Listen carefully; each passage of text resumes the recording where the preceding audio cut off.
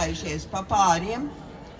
Zēnam izstiepta labā roka, meitai kreisā roka un ar 3 teciņu soļiem sagriežam kopā muguras 1, 2, 3. Un piesitam pie potītes to kāju, kas ir izstiepto roku pusē. 3, 4. Un tad atkal atgriežamies atpakaļ. Dejas ceļa kāju virzienā piesitam pie potītes.